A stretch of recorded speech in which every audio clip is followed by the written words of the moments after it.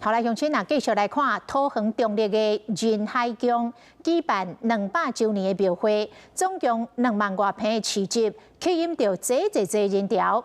但是交通真混乱，有真侪机车违规停伫人行道，警方伫一个暗暝就开出着300张的罚单。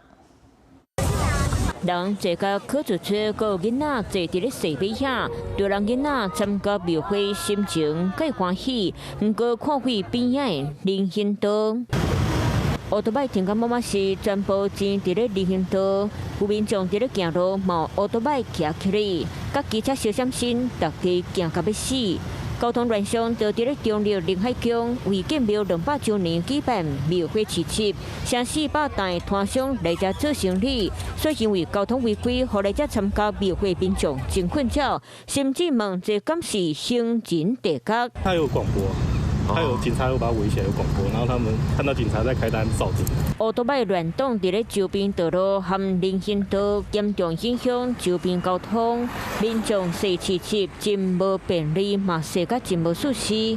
警察一暝就接超过600通的电话，拢是卡来骂的，甚至一暝就开出300张的罚单。3日晚间，针对违规停放于人行道之机车，举发近300件，每件处以新台币600元罚款。并将于本周执行违规停车强制拖吊作业。会在旁边树立这个告示牌增派人力，还有包括我们会有第2个停车场。庙方呼吁民众爱停伫咧合规的记费，现场有为轿车停车价有1000块，乌托摆免费的价额有2000块。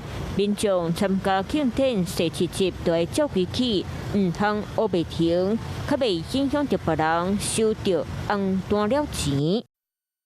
Hello， 我是林仙怡。想要抢先掌握最及时的新闻资讯吗？赶快订阅、按赞、开启小铃铛，锁定华视新闻 YouTube 频道。